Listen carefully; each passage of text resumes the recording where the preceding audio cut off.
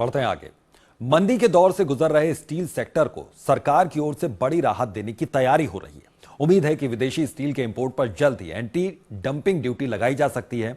इससे भारतीय कंपनियां जो कि चीन, दक्षिण कोरिया और जापान जैसे देशों से आने वाले सस्ते स्टील के सामने अपने उत्पाद नहीं बेच पा रही थी, उनके लिए अब कारोबार करना आसान होगा।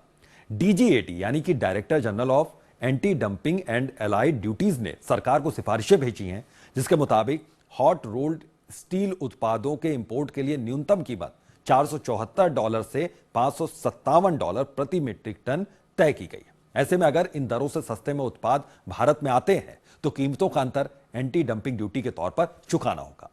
आपको बता दें कि चीन अपनी खपत से 25% ज्यादा स्टील का उत्पादन करता है और यह अतिरिक्त स्टील भारत जैसे देश जहां मांग अच्छी है वहां औने पौने दामों में बेच देता है। इससे भारतीय स्टील कंपनियों की हालत लगातार बिगड़ रही थी। पिछले 2 सालों में ही भारत में हॉट रोल्ड स्टील उत्पादों की कीमत 21% तक गिर चुकी है। सेक्टर को राहत देने के लिए फरवरी में मिनिमम इंपोर्ट प्राइस 6 महीने के लिए लागू किया गया था। यह समय सीमा अगस्त में खत्म हो रही है। ऐसे में अगर एंटी डंपिंग ड्यूटी की सिफारिशों को माना जाता है तो यह इंडस्ट्री में नई जान फूंकने का काम करेगी। भारत का इस्पात उद्योग है एक बुरे दौर से गुजर रहा है, क्योंकि चीन से जो आयात हो रहा है और नीची कीमतों पर हो रहा है, तो हमारे भारत के जो इस्पात उद्योग मुकाबला नहीं कर पा रहा। और जो एनपीए बढ़ा है बैंकों का, सबसे बड़ा कारण यही है कि वो भुगतान नहीं कर पा रहे। तो बहुत ज़रूरी था कि सरकार को एक ऐसा पैकेज दे जिससे कि, और इस हित में है, सरकार के बैंकों के हित में भी है कि अगर एनपीए में कमी लाना है, उसे बैड डेट्स नहीं बनाना है, एनपीए में कमी लाना है, तो स्टील इंडस्ट्री को पैकेज देना ही पड़ेगा।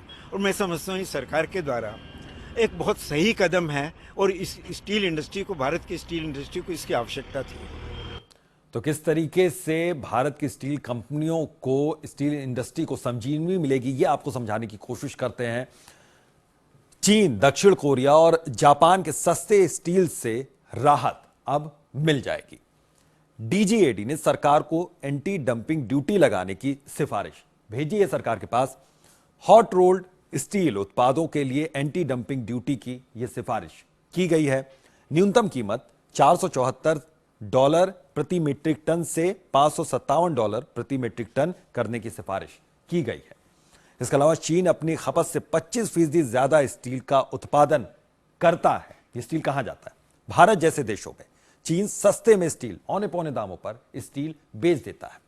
सस्ते विदेशी स्टील ने भारतीय कंपनियों की कमर तोड़ दी है, मुश्किलें बढ़ा दी हैं भारतीय कंपनियों की। 2 साल में हॉट रोल्ड स्टील उत्पादों की कीमत 21% तक घट गई है।